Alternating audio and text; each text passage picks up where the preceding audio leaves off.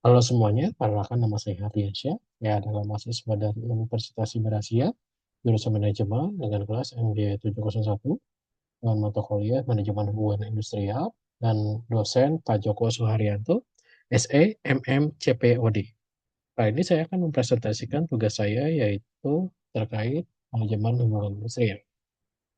Oke, yang pertama, untuk permasalahannya, yaitu PT Pagar Makan Tanaman, sebuah perusahaan retail di Indonesia, mengalami peningkatan turnover karyawan yang signifikan.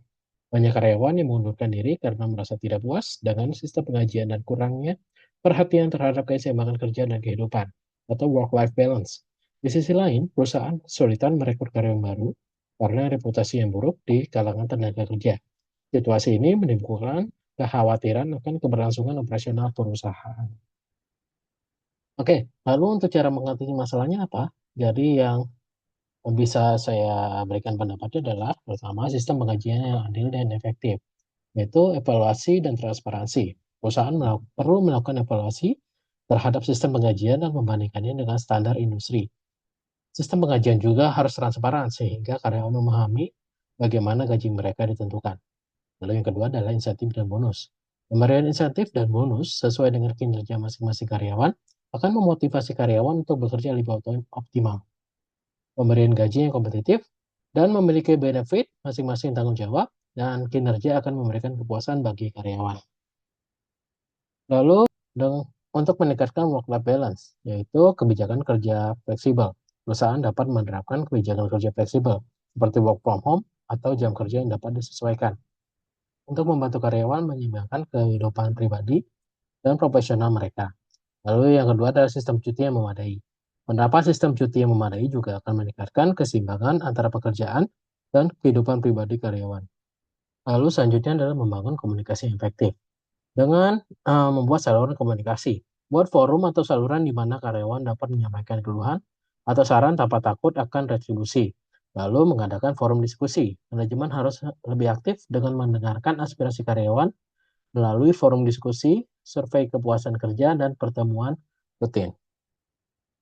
Selanjutnya adalah memperbaiki reputasi perusahaan, yaitu dengan melakukan employee branding. Untuk menarik tenaga kerja baru, perusahaan perlu memperbaiki citra mereka dengan membangun employer branding yang positif seperti komitmen terhadap kesejahteraan karyawan, lingkungan kerja yang inklusif, dan peluang pengembangan karir.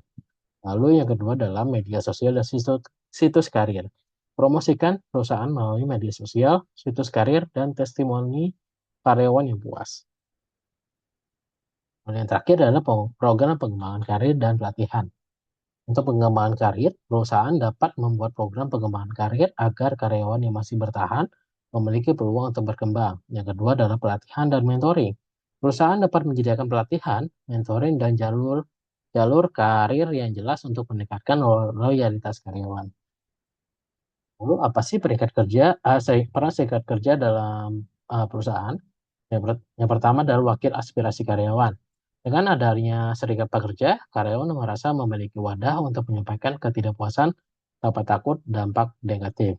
Lalu yang kedua, sebagai media penyelesaian konflik, yaitu jika terjadi perselisihan antar karyawan dan manajemen, serikat pekerja dapat bertindak sebagai media penyelesaian konflik tanpa mengganggu operasional perusahaan. Lalu yang kedua adalah yang terakhir adalah perlindungan hak karyawan. Serikat pekerja dapat melindungi hak karyawan dalam bekerja untuk memastikan kesejahteraan terpenuhi. Lalu kebijakan praktikal yang bisa dilakukan adalah yang pertama sistem gaji. Melakukan penerapan sistem gaji dan tunjangan sesuai dengan jabatan dan tanggung jawab, serta peningkatan gaji karyawan tiap tahunnya sesuai dengan kinerja, masa kerja, dan kedisiplinan karyawan. Lalu yang kedua adalah pengembangan karir. Membuat program peningkatan karir karyawan dengan menyediakan program pelatihan dan pengembangan karyawan dalam meningkatkan kompetensi karyawan. Yang ketiga adalah jam kerja. Penyesuaian jam kerja yang lebih efektif dalam shifting maupun office hour seperti jam 9 sampai jam 5 sore dalam bekerja dan penambahan work from home bila memungkinkan. Yang terakhir adalah pertemuan rutin. Mengadakan pertemuan rutin antara karyawan dan perusahaan agar dapat memiliki visi misi yang sama dalam meningkatkan kinerja perusahaan serta kesejahteraan karyawan. Oke, terima kasih. Mungkin cukup dari saya untuk presentasi hari ini. Kurang lebihnya mohon maaf. Terima kasih.